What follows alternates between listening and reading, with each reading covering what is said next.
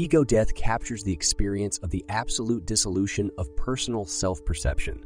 Often woven into various contexts, it carries diverse interpretations but predominantly refers to a fundamental psyche transformation. The term aligns with Jungian psychology's notion of psychic death, a key concept in death and rebirth mythology where self-surrender and transition form the backbone of the heroic journey, as chronicled by Joseph Campbell. Moreover, it serves as a metaphor in contemporary Western philosophy, particularly in drug-induced experiences implying temporary self-identity loss, as noted by Timothy Leary, among others. It's also widely recognized in New Age spirituality and Eastern religions, associated with a permanent detachment from self-centric existence, a key concept in Eckhart Tolle's teachings. These preach the cultivation of a consciousness free from thought and emotion, transcending a previously separate self-identity and ultimately abolishing suffering. Religious studies scholar Daniel Merker defines ego death in the mystical context as the potential experience during a deep trance state where personal identity ceases to exist. This is tagged fana in Muslim Sufism and the kiss of death by medieval Jewish Kabbalists. Enlightenment and ego death are synonymous, according to Carter Phipps, who presents it as the surrender and ultimate demise of a separate, self-centric existence. With Jungian psychology, Ventegat and Merrick refer to it as a radical psyche transformation. This change in personality is often framed as an ego death in Buddhism or a psychic death as described by Carl Jung. In the lens of comparative mythology, ego death marks the second stage in Joseph Campbell's heroic journey narrative, embodying a phase of separation, transition, incorporation, followed by a return with novel insights to enrich the world. In the context of psychedelic culture, Leary, Metzner, and Alpert associate ego death, or ego loss, with the symbolic experience of death, asserting it's a precursor to spiritual rebirth. They portray ego loss as a complete transcendence, transcending words, space-time, and self, resulting in pure awareness and ecstatic freedom. Several psychologists, including Alnase and Stanislav Grof, working with psychedelics, contribute to defining ego death, the former construing it as a loss of ego feeling, while the latter identifies it as a sense of total annihilation.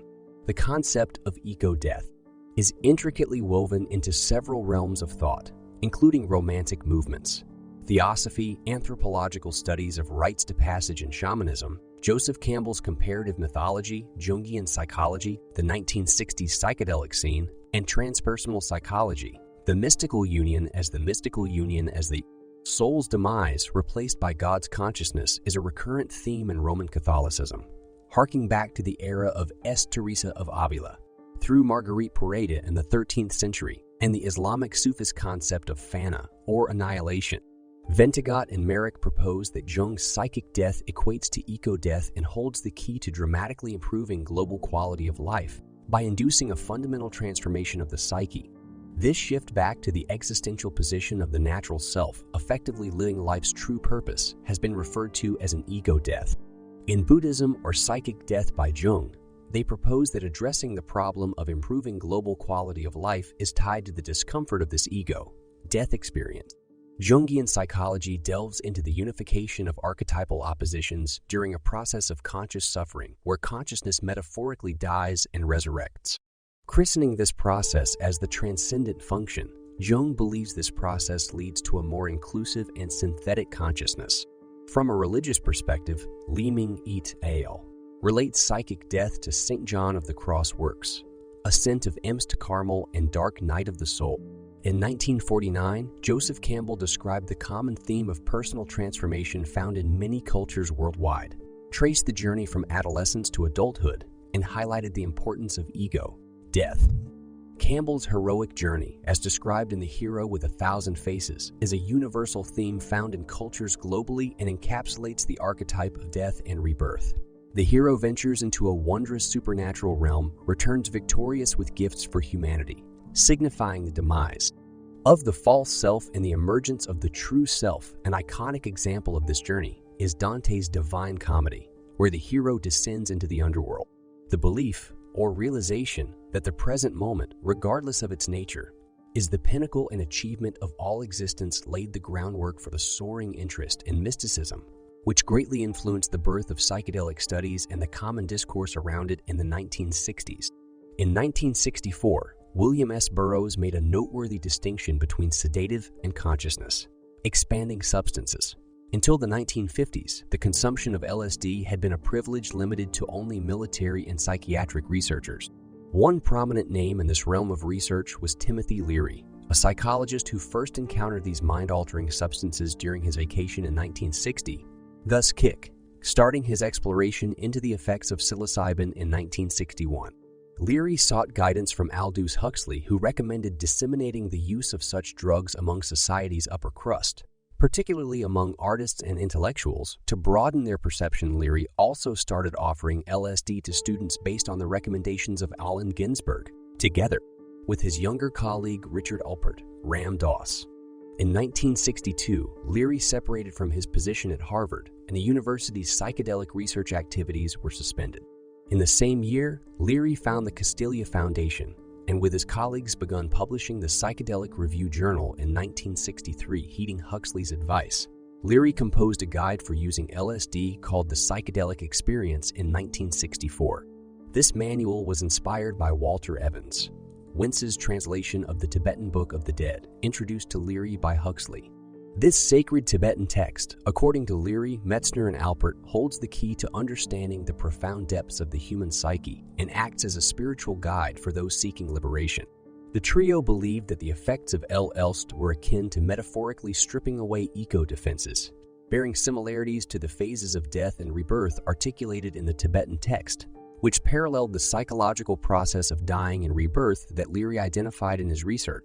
In the same year, Randolph Alnias published Therapeutic Applications of the Change in Consciousness produced by Psycholytica, LSD, psilocybin, etc., emphasizing that such psychoactive substances could enable profound insights and short psychological interventions after the experience could lead to beneficial transformations. Alnias also described the death crisis as part of the LSD experience, divided into 3 stages: psychosomatic symptoms leading to eco-death, separation of consciousness from the body feeling as if it is undergoing death, and the rebirth, returning to regular mental state, often bringing a massive feeling of relief, potentially leading to deeper insights. The psychedelic experience detailed the phases or bardos of ego-loss, transcendence of the self, and return to mundane reality. Instructions are given for guidance during these phases that can be conveyed. BPMI represents the boundless unity of the fetus with its mother within the womb, a cosmos of protecting amniotic fluid. However, BMI depicts the harsh onset of labor, shaking up the tranquil connection between mother and child. The shift from a peaceful existence to an environment of distress and uncertainty is represented. BPMI portrays the life or death struggle of moving through the birthing canal. This leads into the introduction of eco-death in the 4th perinatal matrix, associated with the actual childbirth. The release of accumulated pain and tension during this phase is equivalent to a death-rebirth process. It may engender an alarmed anticipation of disaster, leading to desperate attempts to halt it. The eco-death experience can result in a complete dissolution of previous life references. In its most definitive form, it signifies an irreversible end to the identification with the ego encapsulated within the physical entity, as stated by Alan Watts.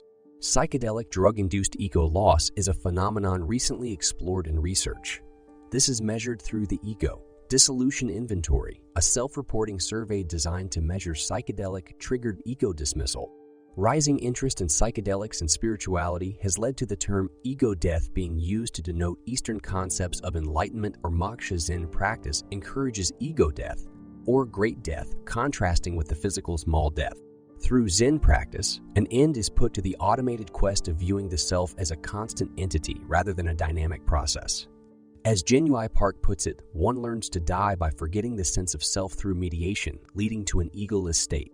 Enlightenment is achieved when consciousness ceases its automatic reflexivity, causing the sensation of self to vanish, hence uncovering the ultimate truth that everyone is interconnected. John Wellwood explains egolessness as a common occurrence observed in the spaces between thoughts, which normally go unnoticed. Existential angst is the outcome of recognizing that the I is merely a mental construct. Wellwood suggests that it is this egoless consciousness that enables us to accept the reality of mortality in all its forms. Echoing this sentiment, David Loy reinforces the importance of undergoing ego death to uncover our true nature. He suggests that the fear of losing one's ego might even outweigh the fear of death itself. It's critical to differentiate egolessness from anatta or non-self, the latter being a core Buddhist tenet asserting the lack of a permanent self in any individual. Bruce Francis, a notable practitioner of Taoist internal martial arts, recounts his harrowing encounter with Ruding, a chilling experience rooted in fear of ego dissolution. His introductory experience took place under the tranquil moonlight on the peak in Hong Kong, a secluded terrace, where he was initiating his acquaintance with the ancient Yang style of Tai Chi Chuan. Engulfed by an otherworldly pressure, he describes a profound stillness, likened to a bottomless abyss, which was instilled by the immersive Qi energy of the sublime night sky. This invoked an incapacitating fear within him that led him to discontinue his practice abruptly. According to Francis, such terror arises when the ego senses its false perception of separativity being threatened by an emerging awareness of universal interconnectivity. This fear generates a series of daunting psychological and physiological responses in an attempt to discourage the practitioner from transcending the state of separation. Distinguished thinker Bernadette Roberts differentiates between the concept of no ego and no self. She asserts that disintegration of ego precedes the attainment of the unitive state, which subsequently culminates in a state of no self. She describes ego as a preliminary state of consciousness that eventually dissolves, revealing a divine center of awareness. Jeff Shore further elucidates that the term no self signifies a complete cessation of self-reflective consciousness. Roberts draws parallels to this transformative process with the life journey of iconic figures like Buddha and Christ. Both are emblematic of the dissolution of the self, with Buddha representing the process through his pre-enlightenment ascetic practices and Christ through his crucifixion. The consequential state of no self is symbolized by the post-enlightenment tranquility of Buddha and the resurrection of Christ. Nick Brommel proposes that ego death, while an intimidating experience, can ultimately lead to a powerful realization that no true self exists. Grove suggests that facing and overcoming death crises in a series of psychedelic sessions could potentially lead to the transcendency of physical death. Merker asserts that continual confrontation with the idea of physical death eventually results in the acceptance of personal mortality, inviting calm acceptance. Jacob cautions that the journey to mastery in Advaita Vedanta requires laborious practice over many years.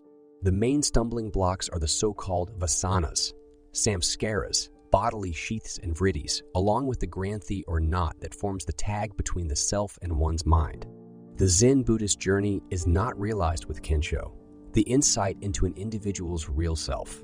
It requires persistent practice to deepen this understanding and express it in daily living. According to Hekwin Ekaku, an eminent Zen master, the ultimate goal of post-satori practice, a practice that advances beyond enlightened insights, is to nurture the mind of enlightenment. Yamada Kun, another highly influential Zen master, reminds us that true Kensho is achieved only when one can empathize and share the feelings of others. Shinzen Young, an American Buddhist teacher, highlights the challenges one faces while navigating through the understanding of the concept of having no self. He labels this journey as the dark night or falling into the pit of the void. This stage of the journey provides a truthful and irreversible comprehension about the voids and the concept of no self. However, this stage is often perceived as distressing and negative.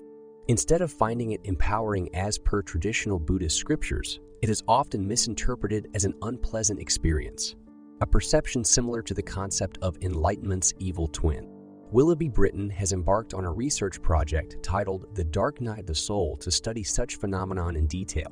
While delving into various religious texts to understand periods of spiritual struggle, Britton has interacted extensively with practitioners to understand the challenges associated with meditation.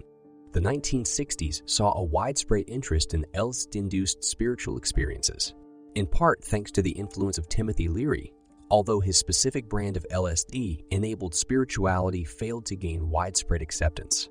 Descriptions of the drug-induced states often included a diminished consciousness alluded to as ego death, though these reports frequently did not match Leary's characterization. Panic-inducing experiences were occasionally also referred to as ego death. John Lennon, inspired by the psychedelic experience, incorporated guidance from the book for his LSD voyages. While he undertook the LS trip about 1,000 times, it only seemed to aggravate his personal issues. He eventually refrained from using the drug similarly. Both George Harrison and Paul McCartney concluded that LSD use did not result in any meaningful transformation. Bramall postulates that the experience of eco-death replicates the radical diversity that individuals often encounter in their youth. They, however, are more prone to escape from this notion, preferring instead to believe in a stable identity and a concrete reality. He opines that this led the youth of the 1960s to repudiate their parents' lifestyle, identifying it as deceptive and unauthentic. The association between eco-death and LSD intake has been disputed. Hunter S. Thompson, an LSD experimenter, unearthed a self-indulgent aspect in Leary's work. He noticed that Leary's texts centered majorly on his persona and were representative of an exemplary ego, not a dissolved one. Dan Merkur has further observed that Leary's manual in association with LSD often did not guide towards eco-death, leading instead to distressingly bad trips. The connection between LSD usage and enlightenment has drawn criticism. Soto Zen teacher Brad Warner rebuked the suggestion that psychedelic experiences command a path to enlightenment. He responded to the psychedelic experience, stating, "The idea linking ego, death, or similar occurrences as the fundamental core of religion is a topic often debated among scholars of religious studies, however. Despite controversies, it remains widely popular. Scholars have shown skepticism towards Leary and Alpert's attempt to link ego, death, and psychedelics with Tibetan Buddhism. John Murden Reynolds, for instance, didn't agree with how Leary and Joan utilized Evans, Wentz's translation of the Tibetan Book of the Dead. He believes it leads to numerous misinterpretations regarding Dzogchen.